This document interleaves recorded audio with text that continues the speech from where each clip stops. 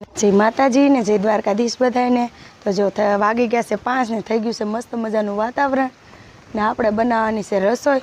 તો રસોઈમાં બનાવવાનો છે રીંગણાનો ઓળો ને સમોસા એવું બધું બનાવવાનું છે। તો આપણે જો ચૂલો હળગાવી નાખો અને શેકવા તો પડશે ને, તો આપણે આને શેકવા માટે ચૂલો હળગાવી નાખો છે ને આ જો લઈ લીધો છે મેંદાનો લોટ સમોસા બનાવવા માટે ને આ લાવ્યા છે આપણે ચટણી છે એ સવાણું જીયાભાઈ મૂકીને વહી ગયા છે ને આ છે આપણી ચટણી ને અહીંયા જો આપણે મરચાં મોળવાના છે ને આ છે ધાણા ને આમાં છે લસણ ફોલેલું ને અહીંયા બફાય છે બટેટા। સગડી ઉપર બટેટા મૂકી દીધા છે। જો અહીંયા બટેટા બફાય છે ત્યાં સુધીમાં હું બધું સુધારી નાખું।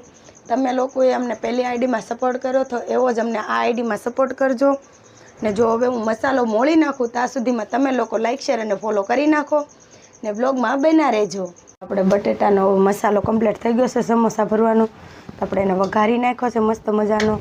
આપણો ઓળો સડીને કમ્પ્લીટ થઈ ગયો છે જો રીંગણાનો। તો હવે આપણે બનાવવાના છે રોટલા ને આ લોટ બાંધવાનો છે સમોસા બનાવવા માટે, તો બ્લોગમાં બન્યા રહેજો। સમોસાને બનીને જો કમ્પ્લીટ થઈ ગયું છે, બધી વસ્તુ કમ્પ્લીટ થઈ ગયું છે ને આપણે બેઠી જશે હવે જમવા। તો મારા બ્લોગમાં નવા હોય તો લાઈક શેર અને ફોલો કરતા જજો ને મળીએ બીજા બ્લોગમાં। ત્યાં સુધી જય માતાજી ને જય દ્વારકાધીશ।